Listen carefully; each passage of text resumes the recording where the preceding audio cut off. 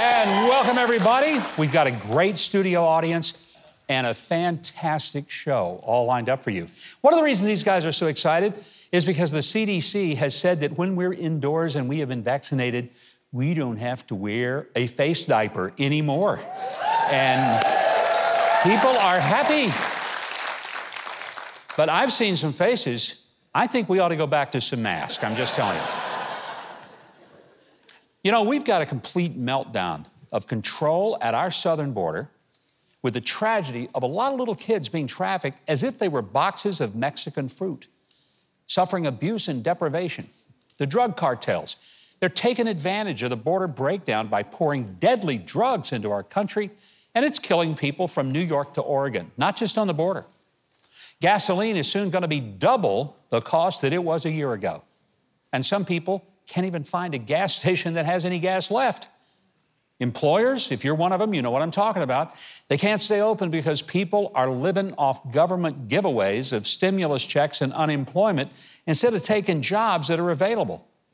Our schools are still closed in a lot of places because the teachers don't want to go back to the classroom. And the Middle East is being burned down by rockets which are launched by jihadist terrorists from the Hamas stronghold of Gaza.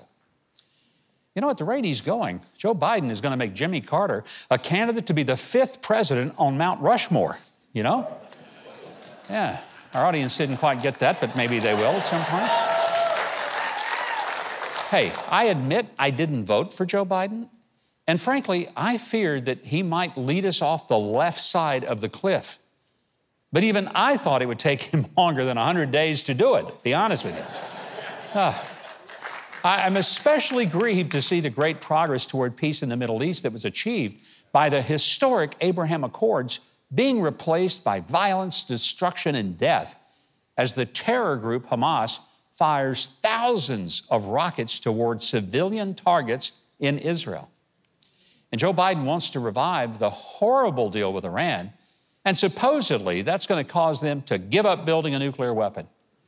But sensing real weakness on the Biden team has emboldened Iran. And that's why they're helping to buy more rockets for Gaza so they can try to kill Israelis. And this is all at a time when Gaza and the Palestinians could sure use some schools and streets and medical care and jobs. But instead, they use the Iranian money, and sadly, they use money that you, the American taxpayer, gives them to buy bullets, bombs, and rockets so they can kill Jews in Israel. Now, to his credit, after a few days of silence initially, President Biden finally did call Israeli Prime Minister Benjamin Netanyahu and publicly acknowledged that Israel does have a right to defend itself against these senseless attacks on their sovereign land.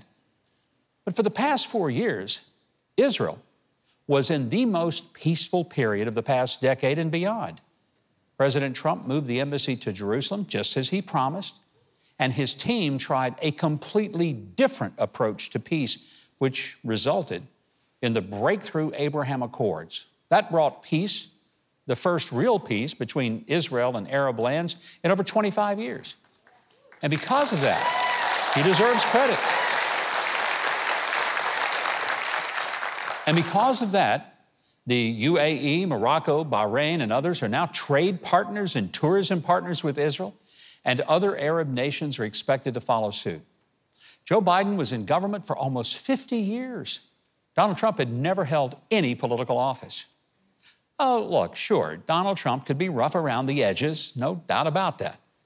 But when you're stuck in a long line to get gas that's costing you twice what it did a year ago while listening to the news about violence in the Middle East and the downturn of our economy, you might want to remember that it is not the personality of a president that gives our nation its strength, its policies.